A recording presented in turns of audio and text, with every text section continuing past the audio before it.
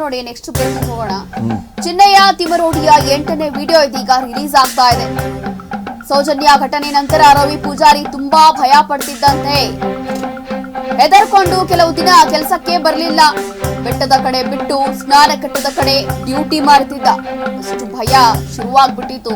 ಅವರ ಜೊತೆ ಕುಳಿತು ಊಟ ಮಾಡಲು ಹೆದರ್ತಾ ಇದ್ದ. ಎಲ್ಲಿ ವಿಷ ಹಾಕ್ತಾರೋ ಅಂತ ಹೇಳಿ ಭಯ ಪಡ್ತಿದ್ದಂತೆ. ಆದ್ರೆ ಒಂದು ದಿನ ಟೀ ಕುಡಿದು ಬರುವಾಗ ಕುತ್ತಿಗೆ ಬಿಗಿದು ಬಿಟ್ರು ಅಂತ ಇಲ್ಲಿ ಗಂಭೀರವಾದಂತ ಆರೋಪವನ್ನ ಮಾಡ್ತಾ ಇರುವಂತದ್ದು. ಚಿನ್ನಯ್ಯನಿಂದ ಸಾಲು ಸಾಲು ಆರೋಪಗಳು ಕೇಳಿ ಬರ್ತಾ ಇದೆ. ತಿಮರೋಡಿ ಬಳಿ ಚಿನ್ನಯ್ಯ ಹೇಳಿರುವಂತಹ ವಿಡಿಯೋ ಇದೀಗ ವೈರಲ್ ಆಗ್ತಾ ಇದೆ. ಹಾಗಾದ್ರೆ ಇಲ್ಲಿ ಮಹೇಶ್ ಶೆಟ್ಟಿ ತಿಮರೋಡಿ ಅವ್ರಿಗೆ ಎಲ್ಲವೂ ಕೂಡ ಗೊತ್ತಿದೆ ಅನ್ನುವಂಥದ್ದು.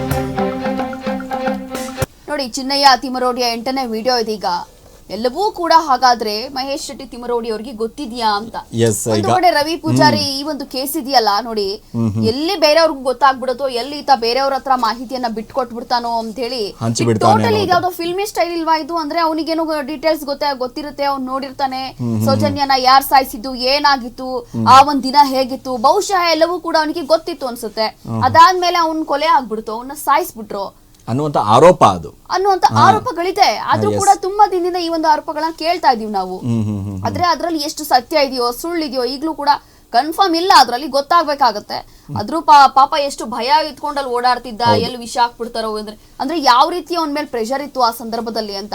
ಆದ್ರೂ ಕೂಡ ಈ ಒಂದು ಆ ರಹಸ್ಯ ಏನಿದೆಯಲ್ಲ ಅದು ರವಿ ಪೂಜಾರಿ ಜೊತೆನೆ ಹೋಗ್ಬಿಡ್ತಾ ಅಂತ. ಎಸ್, ರವಿ ಪೂಜಾರಿ ಜೊತೆ ಮಣ್ಣಲ್ಲಿ ಮಣ್ಣಾಗ್ಬಿಟ್ಟ ರಹಸ್ಯ ಅನ್ನುವಂಥದ್ದು. ಎಸ್, 8ನೇ ವಿಡಿಯೋ ಇದೆ. ಆ 8ನೇ ವಿಡಿಯೋ ಏನು ಅನ್ನೋದ್ರ ಬಗ್ಗೆ ಕೂಡ ಒಂದಿಷ್ಟು ಗಮನಿಸ್ತಾ ಹೋಗೋಣ. ಒಂದ್ಸಾರಿ ಪ್ಲೇ ಮಾಡಿಬಿಡಿ ಅದನ್ನ.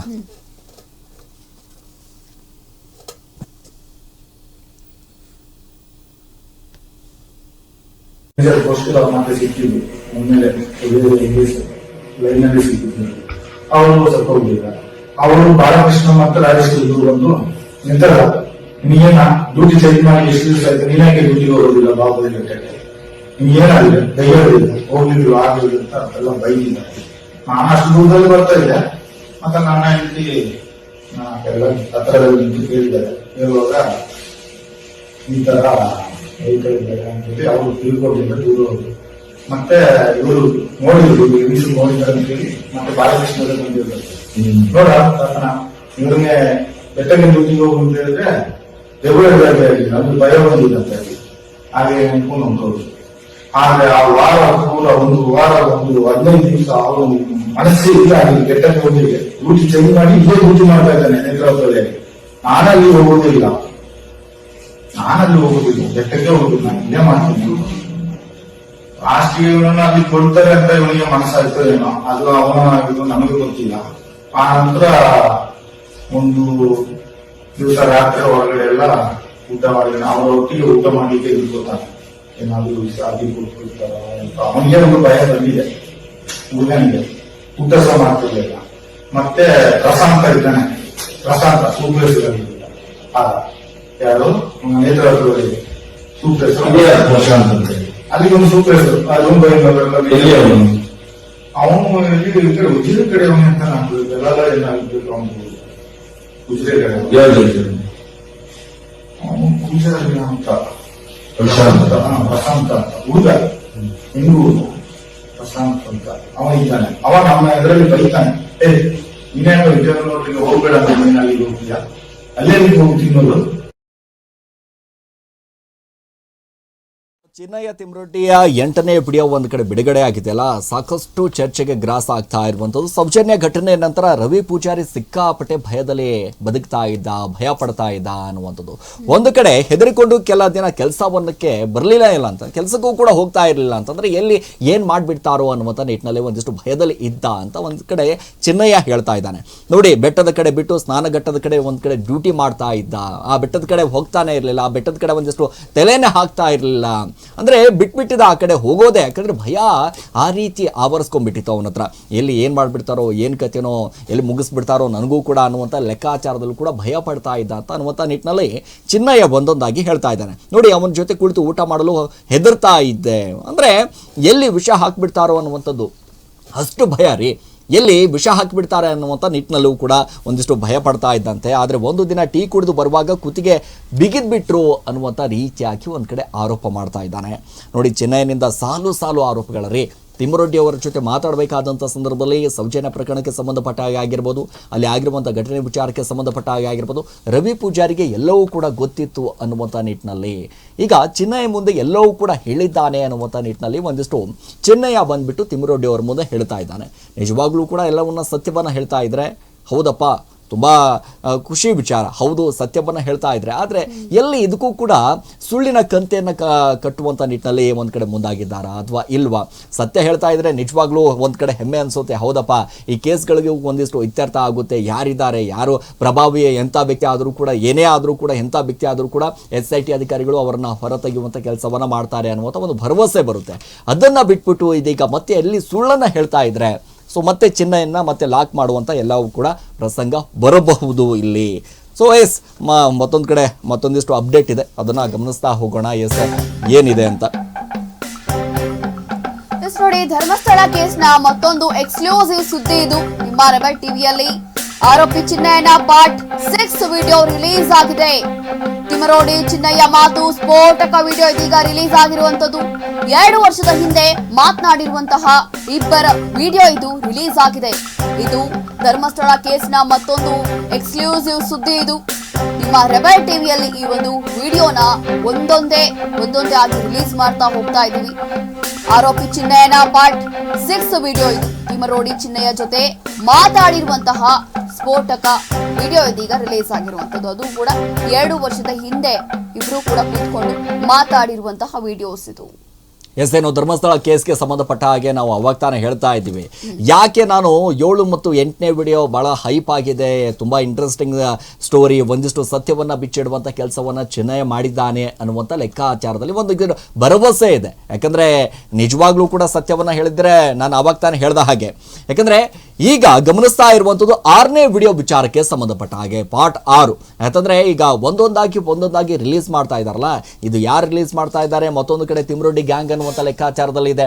ಇನ್ನು ಚಿನ್ನಯ್ಯ ಎಲ್ಲವೂ ಕೂಡ ಹೇಳ್ತಾ ಇರುವಂಥದ್ದು ಸತ್ಯನೇ, ಧರ್ಮಸ್ಥಳದಲ್ಲಿ ಆಗಿರುವಂಥ ಘಟನೆಗಳ ಬಗ್ಗೆಯೂ ಕೂಡ ಒಂದೊಂದಾಗಿ ಬಾಯಿ ಬಿಡುವಂಥ ಕೆಲಸವನ್ನ ಮಾಡ್ತಾ ಇದ್ದಾನೆ ಅನ್ನುವಂಥ ನಿಟ್ಟಿನಲ್ಲಿ ಈ 2 ವರ್ಷದ ಹಿಂದೆ ಮಾತನಾಡಿದಂಥ ವಿಡಿಯೋ ಇದೀಗ ಸದ್ಯಕ್ಕೆ ರಿಲೀಸ್ ಆಗಿದೆ. ಮತ್ತೊಂದು ಕಡೆ ಮತ್ತೊಂದಿಷ್ಟು ಬ್ರೇಕಿಂಗ್ ಕೂಡ ಇದೆ ಅನ್ನೋದ್ರ ಬಗ್ಗೆಯೂ ಕೂಡ ಗಮನಿಸ್ತಾ ಹೋಗೋಣ. ಏನಪ್ಪಾ ಅಂತಂದ್ರೆ ತಿಮ್ಮರೊಡ್ಡಿ ಮುಂದೆ ಸೌಜನ್ಯ ಕೇಸ್ ಬಗ್ಗೆ ಒಂದ್ ಕಡೆ ಪ್ರಸ್ತಾಪವನ್ನ ಮಾಡಿದ್ರಂತೆ. ತಿಮ್ಮರೊಡ್ಡಿ ಮುಂದೆ ಆರೋಪಿ ಚಿನ್ನಯ್ಯ ಒಂದ್ ಕಡೆ ಪ್ರಸ್ತಾಪ ಮಾಡಿದ್ರು. ಸೌಜನ್ಯ ಕಿಡ್ನಾಪ್ ಕೇಸ್ ನಲ್ಲಿ ರವಿ ಪೂಜಾರಿ ಒಂದ್ ಕಡೆ ಭಾಗಿ ಅನ್ನುವಂಥ ಲೆಕ್ಕಾಚಾರದಲ್ಲಿ ನೋಡಿ, ಕೊಲೆ ಮಾಡಿದವರಿಗೆ ಊಟ ತಿಂಡಿ ಕೊಟ್ಟಿದ್ದಂತೆ, ಕೊಲೆ ಮಾಡಿದವರಿಗೆ ರವಿ ಪೂಜಾರಿ ಒಂದ್ ಕಡೆ ಸಹಾಯ ಮಾಡಿದ್ದಂತೆ. ರವಿ ಪೂಜಾರಿ ಅಪಘಾತದಲ್ಲಿ ಸಾವನ್ನಪ್ಪಿದ್ದಾನೆ. ಸಹಾಯ ಮಾಡಿದ ರವಿ ಪೂಜಾರಿ ಇದೀಗ ಇಲ್ಲ. ಯಾಕೆಂದ್ರೆ ತಿಮ್ಮರೊಡ್ಡಿ ಮುಂದೆ ಒಂದೊಂದು ರೀತಿಯಾದಂಥ ಮಾತುಗಳನ್ನ ಸಹಜವಾಗಿ ಈಗ ಪ್ರಸ್ತಾಪವನ್ನ ಮಾಡ್ತಾ ಇರುವಂಥದ್ದು ಸೌಜನ್ಯ ಪ್ರಕರಣಕ್ಕೆ ಸಂಬಂಧಪಟ್ಟ ಹಾಗೆಯೂ ಕೂಡ. ಯಾಕಂದ್ರೆ ತಿಮ್ಮರೊಡ್ಡಿ ಅವರು ಮಹೇಶ್ ಶೆಟ್ಟಿ ತಿಮ್ಮರೊಡ್ಡಿ ಅಂತ ಅಂದಾಗ ಸೌಜನ್ಯ ಪ್ರಕರಣಕ್ಕೆ ಸಂಬಂಧಪಟ್ಟ ಹಾಗೆ ಹೋರಾಟ ಮಾಡೋದ್ರಲ್ಲಿ ಪ್ರಮುಖವಾಗಿ ಪಾತ್ರವನ್ನ ವಹಿಸಿದವರು, ಮುಂಚೂಣಿಯನ್ನ ವಹಿಸಿದವರು. ಸೊ ಹಾಗಾಗಿ ಅವರ ಮುಂದೆ ಎಲ್ಲವೂ ಕೂಡ ಹೇಳಬೇಕಾದಂಥ ಪ್ರಸಂಗ ಬಂತು, ಅಥವಾ ಅವರನ್ನು ಯಾರಾದರೂ ಕರ್ಕೊಂಡು ಬೈದು ಚಿನ್ನಯ್ಯನನ್ನ ಹೇಳಿಸಿದ್ರು, ತಿಮ್ಮರೊಡ್ಡಿ ಮುಂದೆ ನೀವು ಹೇಳಬೇಕು ಅನ್ನುವಂಥ ನಿಟ್ಟಿನಲ್ಲಿ ಹೇಳಿದ್ರು ಗೊತ್ತಿಲ್ಲ. ಬಟ್ ಇದೀಗ ಒಂದೊಂದು ವಿಡಿಯೋಗಳು ಪ್ಲೇ ಆದಂಥ ಸಂದರ್ಭದಲ್ಲಿ ಅನಿಸ್ತಾ ಇದೆ, ಏನಪ್ಪಾ ಇದು, ಎಷ್ಟು ಪಾರ್ಟ್ಗಳನ್ನ ಮಾಡಿದ್ದಾರೆ, ಎಷ್ಟು ಇನ್ನೂ ಕೂಡ ವೆಬ್ ಸೀರೀಸ್ ತರ ಎಷ್ಟು ಎಪಿಸೋಡ್ಗಳನ್ನ ರೆಡಿ ಮಾಡಿ ಇಟ್ಟಿದ್ದಾರೆ ಅಂತ ಅನಿಸುತ್ತೆ. ಸೊ ಹಾಗಾಗಿ ಅದರಲ್ಲಿ ನಿಜವಾಗ್ಲೂ ಕೂಡ ಅದರಲ್ಲಿ ಒಂದೊಂದಾಗಿ ಸತ್ಯವನ್ನ ಹೇಳ್ತಾ ಇದ್ರೆ ಬಹಳ ಹೆಮ್ಮೆ ಅನ್ಸುತ್ತೆ. ಆದ್ರೆ ಈಗ ಕೊಲೆ ಮಾಡಿದವರಿಗೆ ಊಟ ತಿಂಡಿ ಕೊಟ್ಟಿದ್ದಂತೆ ಅನ್ನುವಂಥ ಲೆಕ್ಕಾಚಾರದಲ್ಲಿ ತಿಮ್ಮರೊಡ್ಡಿ ಮುಂದೆ ಒಂದಿಷ್ಟು ಚಿನ್ನಯ್ಯ ಪ್ರಸ್ತಾಪವನ್ನ ಮಾಡ್ತಾ ಇದ್ದಾನಲ್ಲ, ಸೌಜನ್ಯ ಕಿಡ್ನಾಪ್ ಕೇಸ್ನಲ್ಲಿ ರವಿ ಪೂಜಾರಿ ಒಂದ್ ಕಡೆ ಭಾಗಿಯಾಗಿದ್ರು ಅನ್ನುವಂಥ ನಿಟ್ಟಿನಲ್ಲೂ ಕೂಡ ಒಂದಿಷ್ಟು ಆರೋಪವನ್ನ ಮಾಡ್ತಾ ಇದ್ದಾನೆ. ಕೊಲೆ ಮಾಡಿದವರಿಗೆ ರವಿ ಪೂಜಾರಿ ಒಂದ್ ಕಡೆ ಸಹಾಯ ಮಾಡಿದ್ರು, ಅಂದ್ರೆ ಅವರ ಜೊತೆ ಒಂದ್ ಕಡೆ ಅವರನ್ನ ಊಟ ಹಾಕಿದ್ರು. ಇವೆಲ್ಲವೂ ಕೂಡ ಇದೀಗ ಒಂದೊಂದಾಗಿ ಬಿಡುವಂತ ಪ್ರಸಂಗ ಆಗ್ತಾ ಇದೆ. ಸೊ ಮತ್ತೊಂದಿಷ್ಟು ಬ್ರೇಕಿಂಗ್ ಇದೆ. ಯಾಕೆ ಅಂತಂದ್ರೆ ರವಿ ಪೂಜಾರಿ ಮತ್ತೆ ಗೋಪಾಲಕೃಷ್ಣ ರೂಮ್ ನಲ್ಲಿ ಇದ್ರು ಅನ್ನೋದ್ರ ಬಗ್ಗೆಯೂ ಕೂಡ ನೋಡಿ, ರವಿ ಪೂಜಾರಿ ಹಾಗೂ ಗೋಪಾಲಕೃಷ್ಣ ರೂಮ್ ನಲ್ಲೇ ಇದ್ರು. ಧರ್ಮಸ್ಥಳದಲ್ಲಿ ಇಬ್ಬರು ಕೂಡ ಒಟ್ಟಿಗೆ ರೂಮ್ ನಲ್ಲಿದ್ರು. ವಿಡಿಯೋದಲ್ಲಿ ಆರೋಪಿ ಚಿನ್ನಯ್ಯ ಹೇಳ್ತಾ ಇರುವಂತ ಹೇಳಿಕೆ ಇದು. ಇಬ್ಬರು ಕೂಡ ಜೊತೆಯಲ್ಲೇ ಇದ್ರು. ಇಬ್ಬರು ಬಾಹುಬಲಿ ಬೆಟ್ಟದಲ್ಲಿ ಡ್ಯೂಟಿಯಲ್ಲೇ ಇದ್ರು. ನಾನು ರೂಮ್ ಬಾಯ್ಗಳ ಜೊತೆ ಸೇರ್ಕೊಳ್ತಾ ಇದ್ದೆ. ನೇತ್ರಾವತಿ ನದಿಯಲ್ಲಿ ಹೆಣಗಳನ್ನ ಬಿಸಾಕ್ತಾ ಇದ್ರು. ನಾವು ಅಲ್ಲಿ ಚಿನ್ನಯ್ಯವನ್ನೆಲ್ಲ ಕಲೆಕ್ಟ್ ಮಾಡ್ಕೊಳ್ತಾ ಇದ್ವಿ. ಗೋಪಾಲಕೃಷ್ಣನಿಗೆ ಏನಾಯ್ತು ಅಂತ ಗೊತ್ತಿಲ್ಲ. ಚಿನ್ನ ಎಲ್ಲವೂ ಕೂಡ ಅಲ್ಲಿ ಕಲೆಕ್ಟ್ ಮಾಡ್ಕೊಳ್ತಾ ಇದ್ವಿ ಅನ್ನುವಂತ ಆರೋಪ ಇಲ್ಲಿ. ನೋಡಿ, ಇನ್ನ ಏನೇನ್ ಮಾಡಿದ್ದಾರೆ ಅಂತ ಗೊತ್ತಿಲ್ಲ. ಇವರು ನೇತ್ರಾವತಿ ನದಿಯಲ್ಲಿ ಹೆಣಗಳನ್ನ ಬಿಸಾಕ್ತಾ ಇದ್ರು. Yes, ನಾವಲ್ಲಿ ಹೋಗಿ ಚಿನ್ನ ಎಲ್ಲ ಕಲೆಕ್ಟ್ ಮಾಡ್ಕೊಳ್ತಾ ಇದ್ವಿ. ಅಂದ್ರೆ ಅಲ್ಲಿ ಏನ್ ಹೆಣಗಳು ಅಂದ್ರೆ ಏನು ಸತ್ತಿರ್ತಾರಲ್ಲ ಅವ್ರ ಬಾಡಿ ಮೇಲೆ ಇರುವಂತ ಚಿನ್ನ ಎಲ್ಲ ಎತ್ಕೊಳ್ತಾ ಇದ್ರ ಇವ್ರೇನು ಅಂತ. ಎಸ್, ಸರ ಆಗಿರ್ಬೋದು, ಓಲೆ ಆಗಿರ್ಬೋದು, ಅಂದ್ರೆ ಹೆಣ್ಣಿಂದಾದ್ರೆ ಓಲೆ, ಈ ರೀತಿಯಾದಂಥದ್ದು. ಮತ್ತೊಂದ್ ಕಡೆ ಗಂಡಿಂದಾದ್ರೆ ಏನಾದ್ರು ಯಾವಾಗ ಈ ಶೋಧ ಕಾರ್ಯ ನಡೆದಿತ್ತಲ್ಲ ಆ ಸಂದರ್ಭದಲ್ಲೂ ಕೂಡ ಚಿನ್ನಯ್ಯನ ಮೇಲೆ ಇದೇ ಆರೋಪ ಆಯ್ತು. ಅಂದ್ರೆ ಯಾರೋ ಒಬ್ರು ಬಂದು ಹೇಳಿರ್ತಾರೆ ಇದೇ ತರ ಚಿನ್ನ ಕಳ್ತನ ಮಾಡ್ತಾ ಇದ್ದಂತ. ಏನದು ಚಿನ್ನಯ್ಯ ಹೇಳ್ತಾ ಇರುವಂತಹ ಮಾತುಗಳೆಲ್ಲವೂ ಕೂಡ ನಂಬಕ್ ಹೋಗ್ಬಿಡಿ SIT ಅವರು. ಅವನೊಬ್ಬ ಏನದು ಬರೀ ಚಿನ್ನ ಕದಿತಾ ಇದ್ದ, ಕಳ್ಳ ಅನ್ನುವಂತ ಆರೋಪ ಮಾಡ್ತಾ ಇದ್ರು. ಇದೀಗ ಮತ್ತೆ ಗೊತ್ತಾಗ್ತಾ ಇರುವಂತದ್ದು ಅಲ್ಲಿ ಚಿನ್ನ ಎಲ್ಲ ಕಲೆಕ್ಟ್ ಮಾಡ್ತಿದ್ವಿ, ಹೆಣಗಳನ್ನ ಬಿಸಾಕ್ತಾ ಇದ್ರು. ಹೆಣ ಅಲ್ಲ, ಹೆಣಗಳನ್ನ ಅಂದ್ರೆ ಅದೆಷ್ಟು ಹೆಣಗಳ ಬಿಸಾಕಿರ್ಬೋದು. ಇಬ್ರು ಬಾಹುಬಲಿ ಬೆಟ್ಟದಲ್ಲೇ ಡ್ಯೂಟಿಯಲ್ಲಿ ಇದ್ರು. ಆ ಸಂದರ್ಭದಲ್ಲಿ ನಾನು ಇದ್ದೆ, ಅಲ್ಲೋಗಿ ರೂಮ್ ಬಾಯ್ಗಳ ಜೊತೆ ಸೇರ್ಕೋತಾ ಇದ್ದೆ. ಆ ಸಂದರ್ಭದಲ್ಲಿ ನಾವು ನೋಡಿದೀವಿ ಹೆಣಗಳನ್ನ ಬಿಸಾಕ್ತಾ ಇದ್ರು, ಅಥವಾ ನಾವು ಅದೇ ಟೈಮಲ್ಲಿ ಚಿನ್ನ ಎಲ್ಲ ಎತ್ಕೊಳ್ತಾ ಇದ್ವಿ ಅಂತ ಹೇಳ್ತಾ ಇರುವಂತದ್ದು. ಎಂತ ಗಂಭೀರ ಆರೋಪಗಳು. ನಿಜವಾಗ್ಲೂ ಚಿನ್ನಯ್ಯನ ಹೇಳಿಕೆಗಳು ಎಷ್ಟು ನಂಬಬೇಕು ಎಷ್ಟು ನಂಬಾರ್ದು ಒಂದು ಗೊತ್ತಾಗ್ತಾ ಇಲ್ಲ. ಯಾಕೆ ಅಂತಂದ್ರೆ ಡೇ 1 ಅಲ್ಲಿ ಇದ್ದಿದ್ದ ಚಿನ್ನಯ್ಯನೇ ಬೇರೆ, ಇವಾಗ ನೋಡ್ತಾ ಇರುವಂತ ಚಿನ್ನಯ್ಯನೇ ಬೇರೆ. ಆಕ್ಚುಲಿ ಈ ಹಿಂದೆ ಇದ್ದಂತಹ ಚಿನ್ನಯ್ಯ ಇದೆ ಅನ್ಸುತ್ತೆ. ನಾವು ನೋಡಿರೋಂತ ಚಿನ್ನಯ್ಯ ಏನಿದಾನಲ್ಲ ಅದು ಪಾರ್ಟ್ 2 ಅನ್ಸುತ್ತೆ ಮೇ ಬಿ. ಯಾಕೋ ಇದು ಅದೇ ತರ ಅನಿಸ್ತಾ ಇದೆ.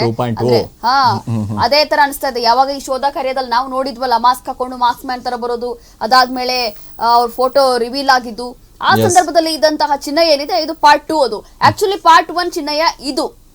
ಇಷ್ಟೆಲ್ಲ ಹೇಳಿದ್ದಾರೆ ಅಂತಂದ್ರೆ ಇದ್ರಲ್ಲಿ ಎಷ್ಟೆಲ್ಲ ಸತ್ಯ ಇದೆ, ಎಷ್ಟೆಲ್ಲ ಸುಳ್ಳಿದೆ. ನಿಜವಾಗ್ಲೂ ಸೌಜನ್ಯನ ಸಾಯಿಸಿದ್ಯಾರು ಅಥವಾ ಕೊಲೆ ಮಾಡಿದ್ಯಾರು, ಅತ್ಯಾಚಾರ ಮಾಡಿದ್ಯಾರು, ಇದೆಲ್ಲವೂ ಕೂಡ ಬಹುಶಃ ಚಿನ್ನಯ್ಯನಿಗೆ ಏನಾದ್ರು ಗೊತ್ತಿದೆಯಾ ಅಂತ.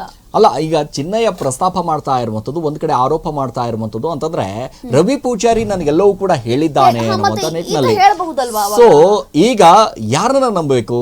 ಯಾಕಂದ್ರೆ ರವಿ ಪೂಜಾರಿನ ನಂಬಬೇಕಂದ್ರೆ ರವಿ ಪೂಜಾರಿ ಇಲ್ಲ ಈಗ. ಸೊ ಹಾಗಾಗಿ ರವಿ ಪೂಜಾರಿ ಹೇಳಿದ್ದಾನೆ ಅನ್ನುವಂತ ನಿಟ್ಟಿನಲ್ಲಿ ಒಂದ್ ಕಡೆ SIT ಅಧಿಕಾರಿಗಳು ತನಿಖೆ ಮಾಡ್ತಾ ಇದ್ದಾರೆ. ಆ ತನಿಖೆಯಲ್ಲಿ ನಿಜವಾಗ್ಲೂ ಕೂಡ ನಿಷ್ಪಕ್ಷವಾದಂತ ತನಿಖೆ ಮಾಡಿದಂತ ಸಂದರ್ಭದಲ್ಲಿ ಚಿನ್ನಯ್ಯ ಏನ್ ಹೇಳಿದ್ದಾನೆ, ಸೌಜನ್ಯ ಪ್ರಕರಣಕ್ಕೂ ಸಂಬಂಧಪಟ್ಟ ಹಾಗೆ ಚಿನ್ನಯ್ಯ ಏನು ಸಂಬಂಧ ಇದೆ, ತಿಮರೊಡ್ಡಿಗೂ ಕೂಡ ಒಂದ್ ಕಡೆ ಏನಾದ್ರೂ ಸಂಬಂಧ ಇದೆಯಾ, ಲಿಂಕ್ ಇದೆಯಾ ಅನ್ನುವಂತ ಲೆಕ್ಕಾಚಾರದಲ್ಲಿ. ಯಾಕಂದ್ರೆ ಇವೆಲ್ಲವೂ ಕೂಡ ವಿಡಿಯೋಗಳನ್ನ ಹೇಳಿದಂತಹ ಸಂದರ್ಭದಲ್ಲಿ ವಿಡಿಯೋಗಳಲ್ಲಿ ಪ್ರತಿಯೊಂದು ಕಡೆ, ಯಾಕಂದ್ರೆ 2023 ಆಡಿದಂತ ಮಾತುಗಳು ಇದೀಗ ರಿವೀಲ್ ಆಗ್ತಾ ಇದೆಯಲ್ಲ. ಸೊ ಹಾಗಾಗಿ ಅದೆಲ್ಲವೂ ಕೂಡ ಒಂದಿಷ್ಟು ತನಿಖೆ ಆಗಬೇಕಾಗುತ್ತೆ. ನೋಡಿ, ಒಂದು ಕಡೆ ರವಿ ಪೂಜಾರಿ ಮತ್ತು ಗೋಪಾಲ್ ಕೃಷ್ಣ ರೂಮ್ ನಲ್ಲೇ ಇದ್ರು ಅನ್ನುವಂಥದ್ದು. ಈ ಗೋಪಾಲ ಕೃಷ್ಣ ಮತ್ತೆ ಈ ರವಿ ಪೂಜಾರಿ ಅನ್ನುವಂಥವ್ರು ಏನಿದಾರಲ್ಲ, ಈ ಸಂತೋಷ್ ರಾವ್ ಪ್ರಕರಣಕ್ಕೆ ಸಂಬಂಧಪಟ್ಟ ಹಾಗೆ, ಯಾಕಂದ್ರೆ ಅವರು ಹಿಡಿದುಕೊಡೋದ್ರಲ್ಲಿ ಇವರು ಕೂಡ ಪ್ರಮುಖರಾಗಿದ್ರು. ಸೊ ಹಾಗಾಗಿ ರವಿ ಪೂಜಾರಿ ಗೋಪಾಲ ಕೃಷ್ಣ ಇಬ್ರು ಕೂಡ ರೂಮಲ್ಲೇ ಇದ್ದಂತ ಸಂದರ್ಭದಲ್ಲಿ ಒಂದೇ ರೂಮಲ್ಲಿ ಇದ್ರು. ರವಿ ಪೂಜಾರಿಗೂ ಕೂಡ ಬಂದಿಷ್ಟು ಇಲ್ಲಿ ಗೋಪಾಲ ಕೃಷ್ಣ ಎಲ್ಲವೂ ಕೂಡ ಹೇಳಿರ್ತಾನೆ. ಯಾಕಂದ್ರೆ ಒಂದು ಕಡೆ ಚಿನ್ನಯ್ಯ ಯಾವ ರೀತಿಯಾಗಿ ಪರಿಚಯ ಇರ್ತಾನೆ, ರೂಮ್ ನಲ್ಲಿ ಇದ್ದಂತ ಸಂದರ್ಭದಲ್ಲಿ ಗೋಪಾಲ ಕೃಷ್ಣ ಹೇಳಿರ್ತಾರೆ. ಯಾಕಂದ್ರೆ ಈ ರೀತಿ ಆಗಿದೆ ಘಟನೆ, ಆ ರೀತಿಯಾಗಿ ಘಟನೆ, ಇಷ್ಟೊಂದು ದುಡ್ಡು ಕೊಟ್ರು, ಆ ರೀತಿ ದುಡ್ಡು ಕೊಟ್ರು ಅನ್ನುವಂಥ ಲೆಕ್ಕಾಚಾರದಲ್ಲೂ ಕೂಡ ಒಂದಿಷ್ಟು ಹೇಳಿರ್ತಾನೆ ಅನ್ನುವಂಥದ್ದು. ಸೊ ಚಿನ್ನಯ್ಯಗೆ ಯಾವ ರೀತಿಯಾಗಿ ಭರವಸೆ ಮೇಲೆ ಹೇಳಿದಾನೋ ಅಥವಾ ಇಲ್ವೋ ಅನ್ನೋದ್ರ ಬಗ್ಗೆ. ಯಾಕಂದ್ರೆ ಒಂದು ಕಡೆ ತಿಮರೊಡ್ಡಿ ಮುಂದೆ ಹೇಳ್ತಾ ಇರುವಂಥದ್ದು ನೋಡ್ತಾ ಹೋದಾಗ ನಿಜವಾಗ್ಲೂ ಕೂಡ ಇವೆಲ್ಲವೂ ಕೂಡ ರವಿ ಪೂಜಾರಿ ಹೇಳಿದಾನ ಅಥವಾ ಇಲ್ವಾ? ಯಾಕಂದ್ರೆ ಅವರಿಬ್ರು ಒಂದೇ ರೂಮಲ್ಲಿ ಇದ್ರು, ಒಂದೇ ಕಡೆ ಡ್ಯೂಟಿ ಮಾಡ್ತಾ ಇದ್ರು, ಹೆಣಗಳನ್ನ ಹೂಳುವಂತ ಕೆಲಸವನ್ನ ಮಾಡ್ತಾ ಇದ್ರು. ನೇತ್ರಾವತಿ ಸ್ನಾನಘಟ್ಟದಲ್ಲಿ ಬರುವಂತ ಶವಗಳನ್ನ, ಅಲ್ಲಿ ಬಂದಿರುವಂತ ತೇಲಿ ಬರುವಂತ ಶವಗಳನ್ನ ಒಂದಿಷ್ಟು ಹೂಳುವಂತ ಕೆಲಸವನ್ನ ಮಾಡ್ತಾ ಇದ್ರು. ಸೊ ಹಾಗಾಗಿ ಅಲ್ಲಿ ಮತ್ತೊಂದು ಕಡೆ ಈಗ ಚಿನ್ನಯ್ಯನ ಮೇಲೆ ಒಂದಿಷ್ಟು ಆರೋಪ ಬಂದಿತ್ತಲ್ಲ, ಸಹಜವಾಗಿ ಚಿನ್ನ ಕಳ್ಳತನ ಮಾಡ್ತಾ ಇದ್ದ, ಈಗ ಚಿನ್ನವನ್ನ ಕದೀತಾ ಇದ್ದ, ಬಂದಂತ ಹೆಣಗಳ ಮೇಲೆ ಇದ್ದಂತ ಚಿನ್ನವನ್ನ ತೆಗೆದುಕೊಂಡು ಮಾರಿ ಜೀವನವನ್ನ ನಡೆಸ್ತಾ ಇದ್ದ ಅನ್ನುವಂಥದ್ದು. ಸಹಜವಾಗಿ ಈ ಹಿಂದೆಯೂ ಕೂಡ ಗ್ರಾಮಸ್ಥರು ಕೂಡ ಒಂದಿಷ್ಟು ಆರೋಪವನ್ನ ಮಾಡಿದ್ರು. ಆ ಆರೋಪ ಪ್ರಕರಣಕ್ಕೆ ಸಂಬಂಧಪಟ್ಟ ಹಾಗೆಯೂ ಕೂಡ ಇಲ್ಲಿ ನೋಡ್ತಾ ಹೋದಾಗ ನಿಜವಾಗ್ಲೂ ಕೂಡ ಚಿನ್ನ ಕದೀತಾ ಇದ್ನ ಅಥವಾ ಇಲ್ಲ, ಚಿನ್ನಯ್ಯ ಏನ್ ಮಾಡ್ತಾ ಇದ್ದ, ಒಂದ್ ಕಡೆ ಶವವನ್ನ ಹೂಳುವಂತ ಕೆಲಸವನ್ನ ಮಾಡ್ತಾ ಇದ್ನ, ಅದನ್ನ ಬಿಟ್ಬಿಟ್ಟು ಏನೇನು ಸಂಪರ್ಕ ಇತ್ತು, ಯಾರ ಜೊತೆ ಸಂಪರ್ಕ ಇತ್ತು, ಅದೆಲ್ಲವೂ ಕೂಡ ತನಿಖೆ ಆಗ್ತಾ ಇದೆ. ಈ ತನಿಖೆ ಹಂತದಲ್ಲಿ ಇರಬೇಕಾದಂತ ಸಂದರ್ಭದಲ್ಲೇ ಒಂದಿಷ್ಟು ಈ ವಿಡಿಯೋಗಳು ರಿಲೀಸ್ ಆಗ್ತಾ ಇದೆ ಅಲ್ಲ, ಮತ್ತೊಂದಿಷ್ಟು ತನಿಖೆಗೆ ಈಸಿ ಮಾಡಿಕೊಡ್ತಾ ಇದೆ ಅನ್ನುವಂಥದ್ದು. ಯಾಕಂದ್ರೆ SIT ಅಧಿಕಾರಿಗಳು ತನಿಖೆ ಮಾಡುವಂತ ನಿಟ್ಟಿನಲ್ಲಿ ಈ ರೀತಿಯಾದಂತಹ ವಿಡಿಯೋಗಳು ಬಂದಂತ ಸಂದರ್ಭದಲ್ಲಿ ಈ ವಿಡಿಯೋಗಳ ಆಧಾರದ ಮೇಲೂ ಕೂಡ SIT ಅಧಿಕಾರಿಗಳು ತನಿಖೆ ಮಾಡೋದಕ್ಕೆ ಆರಂಭ ಮಾಡ್ತಾರೆ. ಯಾಕಂದ್ರೆ ಸಿಕ್ಕಿರುವಂತ ಸುಳಿಗಳನ್ನ ಯಾವ ರೀತಿಯಾಗಿ ತೆಗೆದುಕೊಂಡು ಹೋಗಬೇಕು, ಇದು ಎಲ್ಲಿ ಹೋಗಿ ಜಾಯಿನ್ ಆಗುತ್ತೆ, ಇದರ ಹಿಂದೆ ಯಾರಿದ್ದಾರೆ, ಇದರ ಹಿಂದೆ ಯಾರ ಷಡ್ಯಂತ್ರ ಇದೆ, ಅಥವಾ ಧರ್ಮಸ್ಥಳ ಪ್ರಕರಣಕ್ಕೆ ಸಂಬಂಧಪಟ್ಟ ಹಾಗೆ ಅಲ್ಲಿರುವಂತಹ ದೇವಸ್ಥಾನದ ವಿಚಾರಕ್ಕೆ ಏನಾದರೂ ಅಪಪ್ರಚಾರ ಮಾಡುವಂತ ಕೆಲಸವನ್ನ ಮಾಡ್ತಾ ಇದ್ರ ಅಥವಾ ಇಲ್ವಾ, ಇವರು ನಿಜವಾಗ್ಲೂ ಕೂಡ ಹೋರಾಟಗಾರರ, ಇವರೆಲ್ಲರೂ ಕೂಡ ಮಾತಾಡಿದ್ದು ಸತ್ಯನ, ಅದೆಲ್ಲವೂ ಕೂಡ ತನಿಖೆ ಬರಬೇಕಾಗಿರುವಂಥದ್ದು. SIT ಅಧಿಕಾರಿಗಳು ತನಿಖೆಯನ್ನ ಮಾಡಬೇಕಾಗಿರುವಂಥದ್ದು. ಎಸ್, ಮುಂದಿಂದು ಅಪ್ಡೇಟ್ ಕೂಡ ಇದೆ, ನೋಡ್ತಾ ಹೋಗೋಣ ಏನಿದೆ ಏನ್ ಕತೆ ಅನ್ನೋದ್ರ ಬಗ್ಗೆ ಕೂಡ. ಯಾಕಂದ್ರೆ ಗೋಪಾಲಕೃಷ್ಣಗೆ ಏನಾಯ್ತು ಅಂತ ಗೊತ್ತಿಲ್ಲ. ಸೊ ಇವೆಲ್ಲವೂ ಕೂಡ ಗಮನಿಸ್ತಾ ಹೋದಾಗ